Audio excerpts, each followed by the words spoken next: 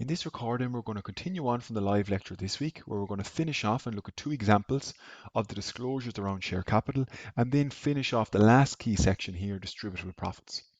So there's two good examples of the disclosures around share capital from Glanbia in note 23. If you come down here, note 23, page 169, or 22 should I say, share capital, share premium. At the end of the year, you're told the number of ordinary shares, the share premium, and they also disclose the total authorized number of ordinary shares as well. So not only do they have the number of issued shares, 296 million, they have authorized shares of 350 million. So that all has to be disclosed as part of IAS 1. Similar with Kerry Group, which is the other one we're looking at, note 27. You can see here the authorized share capital, 280 million at 12.5 cents each. The fully paid up share capital is worth 22 million. So they're not close to their authorized share capital yet. They can issue new shares, and you can see they've issued 100,000 worth of shares, 0.1 million, during the year. And it gives you detail then of what they've issued during the year and at what price. So they've shares issued, and they've also a share buyback program, but no shares are bought back. This is where they buy back their own shares and cancel them, which is a common source and corporate technique used in corporate finance. But again, it's beyond the scope of what we're interested in AC 220. Just to show you two practical examples of where disclosures are required under IAS 1 and the key distinction between authorized share capital, which is the maximum number of shares that can be issued, and issued share capital, which is the actual number of shares that are issued at this point in time. And it is the issued share capital that you will see in the equity section of the statement of financial position. The other key section we're looking at here now is what's called distributable profits. And the logic of this is there are distinct rules in company law, which you will have touched on already. You might be touching on it this year or next year again for your Cap 1 law exemption, about how much we can distribute to shareholders. And the key concern here is to protect creditors. We don't want companies taking out excess dividends and reducing the capital of the business. Now, we talked about this principle of capital maintenance. Remember, we talked about financial capital maintenance, purchasing power maintenance, etc. The whole concept here is based on historical cost. We want to make sure the financial capital of the business is maintained, that you're not paying out excess dividends, which will then put the creditors at risk because there won't be enough capital there to pay it back. That's a key concern around company law.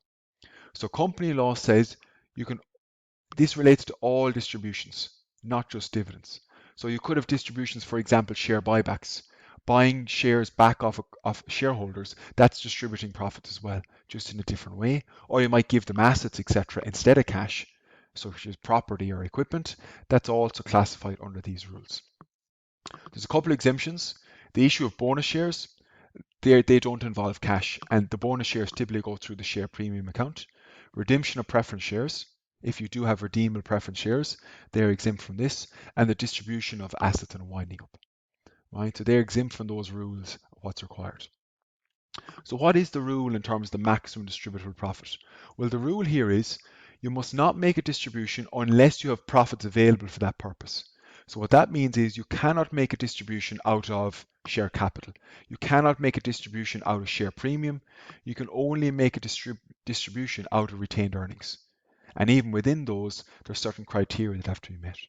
Distributable profits are, and this is important, accumulated realized profits less accumulated realized losses. So the key point here is it's accumulated. So you don't just look at the current period, you look at all periods that have come before that as well. It accumulates up. So you accumulate up all the profits and all the losses. Now that might think, but surely that's retained earnings. Well, it sounds like retained earnings, but it's only the realized profits and the realized losses that we consider. So if you think back and think of IAS 16 or maybe think of IAS 40, we've actually some unrealized profits in there, like revaluation gains or fair value gains, that they haven't been realized yet, and they'll only will be realized if we sell the asset sometime in the future. So accumulated realized profits are included so far as they're not previously used by way of a distribution. So for example, once you pay them out as a dividend, that reduces your distributable profits. You can't pay them out twice, so you avoid that double counting. You take out accumulated realized losses so far as they've not been previously written off by way of an approved reduction. So there is ways you can reduce or reorganize the capital of a business through the company law process. Again, it's beyond the scope of what we're interested in AC 220, but there is more complications we are kind of leaving to one side for now. And accounting periods are treated as continuous. What we mean by that is you're looking at all accounting periods to date, not just the current period. So you could have big profits this year, but if you've accumulated losses coming from previous years, they're all netted together. You can't just look at one period as a standalone basis. And that's an important concept as one. It's on an accumulated basis. Right? So accumulated unrealized profits are not available. They don't give a definition, but what you're looking for is it's only realized when it passes out of the company's control and they've got cash for it or cash equivalent. So for example, when you sell the asset, when you move that asset on and you trade it for cash, then that gain or loss or profits will be realized. Some of the key examples of unrealized ones, revaluation of non-current assets. You know that revaluation reserve? That's not allowed to be distributed. That's why it's kept separate in IAS 16. Right? So that is important. However, there is an exception. It is allowed to be treated as realized when you have a revaluation of non-current assets where there was a previous revaluation downwards, and that deficit was treated as a realized loss. So remember we had that in IAS 16. In IAS 16, if you have a first-time reval downwards, you bring it straight to the P&L, debit the P&L, the revaluation loss, and that can be treated as a realized loss. Right? Even though it's not sold on, they can be conservative and treat that as a realized loss, so it reduces your distributable profits. But if you subsequently in the next year or the year after revalue the non-current asset upwards, now we have first time reval downwards, second time reval upwards. That revaluation can go to the P&L to reverse, remember, the previous deficit. So that will be treated as realized to the extent that it's reversing a previous deficit. That's the key exception here. But you've come across there, right down there, IAS 16. First time reval downwards, second time reval upwards. You've come across that before. When the asset is sold, the surplus then becomes realized. So when you sell property, plant and equipment that has a revaluation surplus attached to it, the minute it is sold, all that revaluation surplus goes into retained earnings and it becomes realized. We have an option, if you remember in IAS 16, that you are allowed move or transfer from the revaluation surplus, otherwise known as the reval reserve, to retained earnings each year, the difference in depreciation. Remember that additional depreciation, you don't have to, but that allows you to transfer some reval surplus, which is unrealized, to retained earnings. So it transfers and increases your realized profits for distribution. But I said that's not compulsory, it's a choice under IAS 16. So if you look at this little example, a private company called Alpha had profits for the year 200,000, but within that there's a fair value increase in investment property. So in IAS 40, the fair value model of 50,000. What are the distributable profits? Now I said for this single year, because technically the distributable profits will be based on, well, what were the previous year's profits and add all those together and take away whatever losses there were or what was previously distributed. So let's just assume Alpha was set up this year. If it was set up this year, the distributable profits would be 150. A fair value increase in investment property is unrealized. That gain will only be realized and allowed to be distributed once it's actually sold on. For now, it's only a paper gain. So that's why there's different kind of rules than just looking at the core retained earnings figure, because in with that retained earnings figure, there can be unrealized profit or loss, which are not allowed to be distributed under company law. You don't need to know it in a huge amount of detail. If you know those basic ones around IAS 16, revaluation gains and losses, and IAS 40, fair value gains or losses, that's more than sufficient. There is a small exception to this rule in terms of a public limited company. So if you're listed on a stock exchange, a PLC can only make a distribution if its net assets, so assets minus liabilities, is greater than the share capital and the undistributable reserves. So essentially it's saying here there's another rule to follow. So when you're dealing with a public limited company, their distributable profits are reduced by net unrealized losses as well. So even though when you're a private company, you don't take off unrealized losses, you ignore them, here you do. Because it's a PLC, it's a much more of a public interest entity. They have a greater set of rules to make sure that this company is solvent and it doesn't have any issues with regards its capital and its ability to pay its creditors. It's just have an appreciation that there is a special rule. You don't need to know it in detail, but there is particular rules to be more conservative when you're a public limited company because again you're in the public domain and you're in public ownership. What are the undistributable reserves? You can't distribute share premium. You can't distribute the capital redemption reserve. That's a bit of a mouthful and I'll come back to that again. We'll look at it in a second. You can't distribute net unrealized profits, like of revaluation gains or fair value gains, or any other reserves that are in the company's constitution. So sometimes the company might set up particular reserves, like a general reserve, that is kept separate to retained earnings solely for the purpose it is not distributed. But they're the main ones you might come across in any company's financial statements. There is one important other item that you can deal with in terms of share capital, and it's called the redemption of a company's own shares. Now, it was set up back in 1990 where the company may issue redeemable shares and those shares may be redeemed. Now, this can be a useful way of distributing profits back to shareholders. The reason being, if you redeem companies' own shares, you're still giving money to shareholders, but now it's in the form of buying their shares rather than in the form of dividends. And for any of you who are anyway familiar with the tax system in Ireland, dividend income is taxed at income tax rates, which can be up as high as 52% tax, whereas selling shares would fall under the remit of capital gains tax, which is currently at 33%, but it was as low as 20% in the past. So there is an important corporate finance element of why you might buy back and redeem your own shares rather than pay out a dividend. And this is what some companies do use as a way to pay shareholders some resources of the company. But there's a particular rule here where you're trying to think, well, hold on a second. If the company buys back and redeems its own shares, how does it account for it? We know how to issue shares. We debit bank, credit share capital, maybe credit share premium if it's issued a premium. But if we redeem our own shares, we're going to have this thing called a capital redemption reserve. As the name suggests, you're redeeming capital. And it's a non-distributable reserve, right? So this is where a company redeems its own shares. If you want to call it, you buy back your own shares from your shareholders and you cancel them. So they're no longer going to be issued. Well, it's set up to protect the interest of creditors. And we'll see that with an illustrative example in a second. Right? If a company doesn't cancel them, they're called treasury shares. And they're kept separate to ordinary share capital because they're not owned by shareholders. They're bought back by the company. But the key point is there are rules around how much treasury shares you can have. And there's key rules around how it's presented as well. But this is key here, and the best way to look at it is a small example to see why do we need this capital redemption reserve. Surely you can just credit bank and debit share capital and be finished with it. Is that not the best way to go? There's actually a separate way of looking at it here. So for a capital redemption reserve, if there's no new issue of shares and you're redeeming existing shares, you must transfer out of distributable profits, which means from retained earnings, to a new capital redemption reserve, the nominal value of the shares redeemed. So take it out of retained earnings and create a new capital redemption reserve. Right? So that's a tricky one.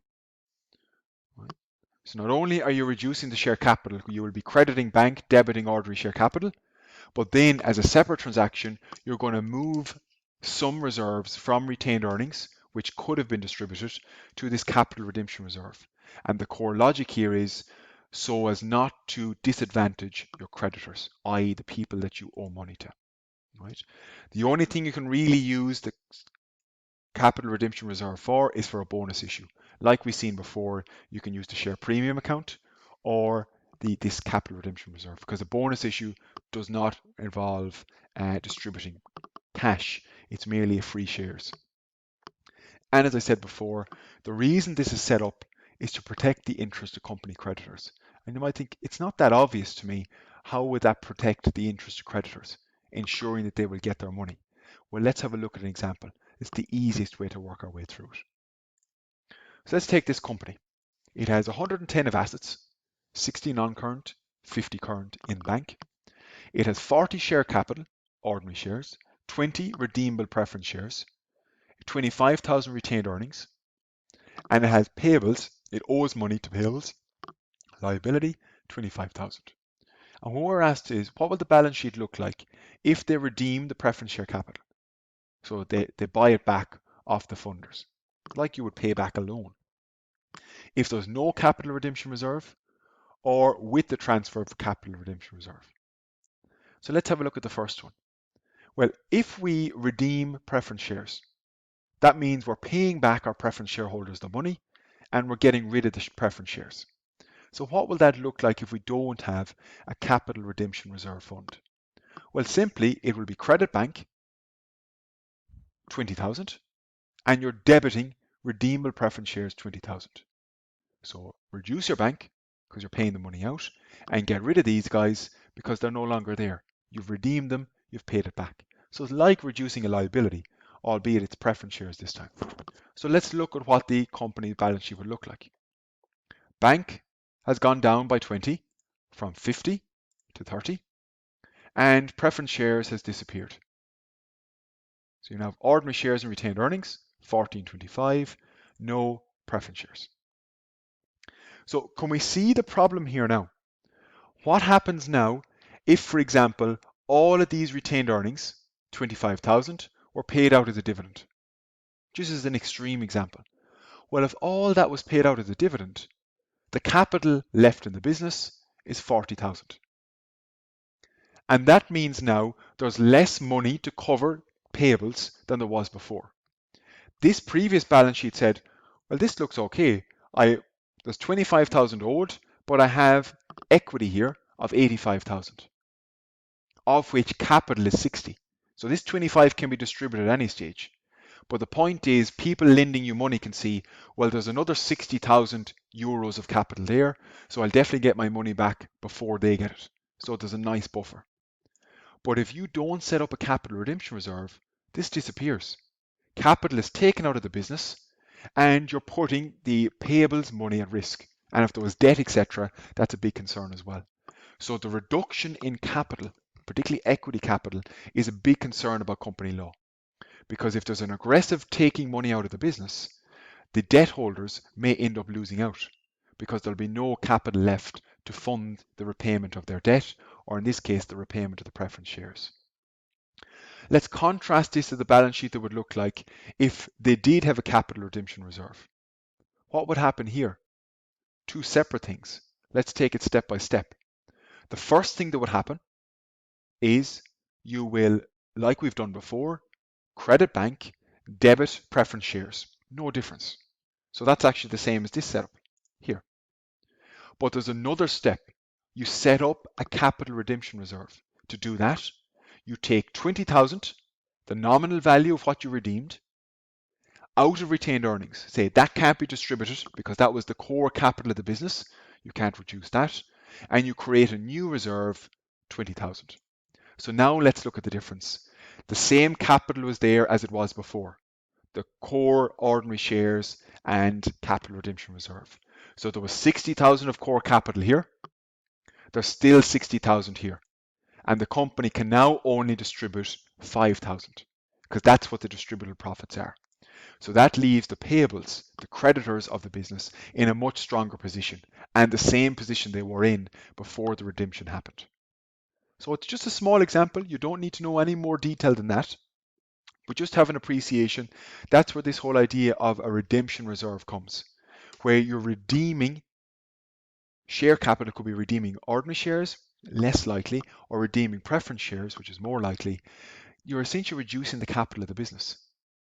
Whereas someone might have lent you money, someone might have given you payables on credit when you had a certain level of capital in the business, and they weren't known as going to be redeemed. So you can't do this in terms of an accounting perspective. You have to set up under company law a capital redemption reserve, the purpose of which is to protect your creditors, i.e. the people who have lent you money, either the payables or it could be a bank as well in other examples. So one good example of this would be, for example, Kerry Group. In the Kerry Group's statement of changes in equity, you can see other reserves here, They give you a line item in the statement of change in equity, and they break that down here. The other reserves, if you come down along, there's a capital redemption reserve. See it there, 1.7 million, and they're disclosed in more detail in note 35. So as well as having all other different reserves, so translation or share-based payment, you'll deal with a lot of those in next year, and if you're masters, if you continue on there as well. But if we go to note 35, and you'll see here what explains the capital redemption reserve represents the nominal cost of cancelled shares from back in 2007. So even though we're 14 years later, or 13 or 14 years, you still have that reserve there. That can't change because of that cancelling of shares that happened back then. So it stays there as an equity section in the statement of changes in equity, and it will be in your statement of financial position as well. Right, so just a small area, but that whole topic now, looking at share capital, looking at distributable profits, it's a niche area. There's not a huge amount in it. It's broadly linked back to IAS1 more than anything, but just have a look at it. Have a look at the Connolly Chapter 18, which focuses on distributable profits, and there's a couple of small questions in question pack 14 that you'll see, and you'll go through it as well. Not a huge amount of detail, but it is a core area that links company law to financial reporting as well.